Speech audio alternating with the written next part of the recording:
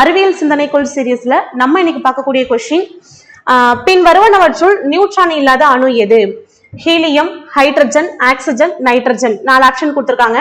இதுல neutron கண்டுபிடிக்கிறதுக்கான formula என்னன்னா, ஒரு அணு கொடுத்திருந்தாங்கன்னா அந்த அணுவினுடைய அந்த எலமெண்டோடைய அட்டாமிக் நம்பர் தெரியணும், மாஸ் நம்பரும் தெரியணும். ஓகே, இப்ப ஹீலியம் இருக்கு.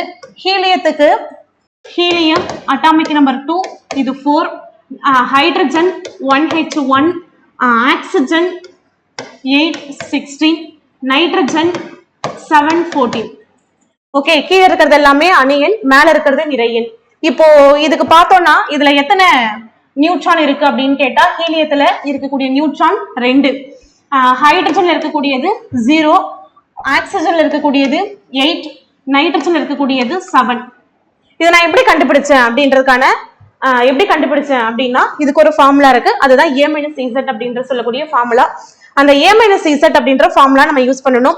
அப்ப A-Z அப்படின்றது என்ன சொல்லுது அப்படின்னாக்கா, நிறையன் மைனஸ் அணியன். இதுதான் நியூட்ரானோட எண்ணிக்கையை கண்டுபிடிக்கிறதுக்கான ஃபார்முலா. நிறையன் தான் A சொல்றோம், அணியன் Z, அதுதான் நம்ம A-Z போடுறோம். அப்ப நம்ம இது எல்லாத்துக்கும் போட்டோம் அப்படின்னா, A-Z போட்டோம்னா 1 - 1 எது வந்துருது? 0. அப்ப இதனுடைய ஆப்ஷன் என்னது? B, ஹைட்ரஜன் தான் இதனுடைய ஆன்சர். இது இல்லாம கீழே பாருங்க, இந்த அணியன் அப்படின்றது எதை சொல்லுது? ஒரு அணுவினுடைய உட்கருவில் இருக்கக்கூடிய புரோட்டான்களின் எண்ணிக்கை அல்லது எலக்ட்ரான்களுடைய எண்ணிக்கையை சொல்றது அணியன். நிறையன் என்ன சொல்லுதுன்னா, நிறையன் அப்படின்னு சொல்லலாம், அல்லது நியூக்ளியான்கள் அப்படின்னு சொல்லலாம். இது என்ன சொல்லுது அப்படின்னா, ஒரு அணுல இருக்கக்கூடிய புரோட்டான்கள் மற்றும் நியூட்ரான்களுடைய மொத்த எண்ணிக்கை சமம் அப்படின்னு சொல்றது. அதனால A = P + N அப்படின்னு சொல்றோம். இது கூட சேர்த்து பாருங்க, இவாகா ஃபோர்ஸ் அப்படின்னு சொல்றோம், அல்லது இகாவா ஃபோர்ஸ் அப்படின்னு சொல்லலாம். நியூக்ளியஸ்ல இருக்கக்கூடிய புரோட்டான்களுக்கும் நியூட்ரான்களுக்கும் இடையில் உள்ள விசைக்கு பேர் தான் இவாகா விசை அப்படின்னு பேரு. இந்த விசை புவியீர்ப்பு விசையை விட அதிக வலிமையானது.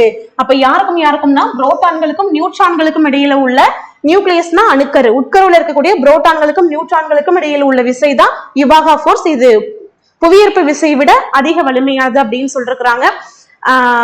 நன்றி.